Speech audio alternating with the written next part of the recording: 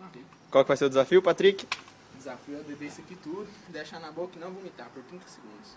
Tem que engolir. Tem que engolir. E se perder? Se perder vai levar uma ovada bem no meio da barriga. Tem esse bagulho, velho. Aí sal, ketchup, vinagre, pimenta e molho shoyu. Ok.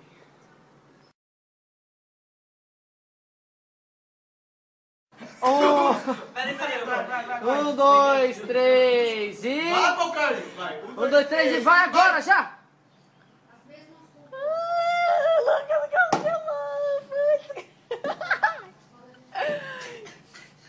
Que merda que é essa? Mas pô, você é retardíssimo assim, amor. É criança, mano. Pode dar pausa aqui?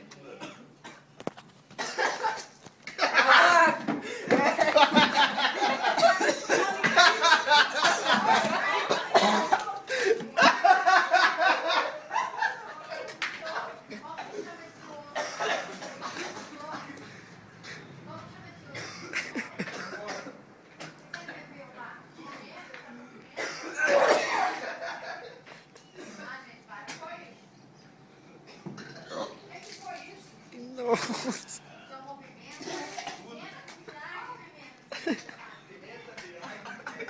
Tá muito agora.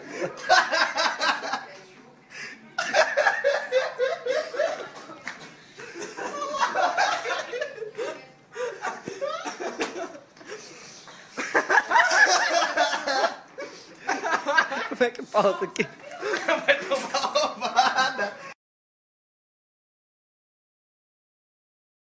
Vai taca forte, não machuca, sabe? Mas assim, velho, assim não tem.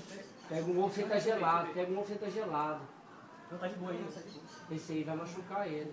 Dois? Tem mais um? Vou botar aqui dois. Nossa senhora. Eu tava com meu cabelo agora, velho. Cadê?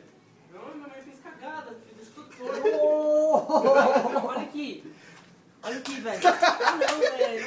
Ah, não. Eu tô falando isso no cabelo.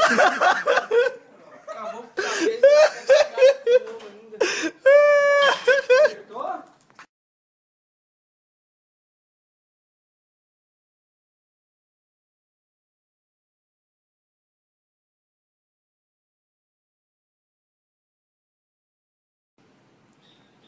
Ô, olha o que você fazer.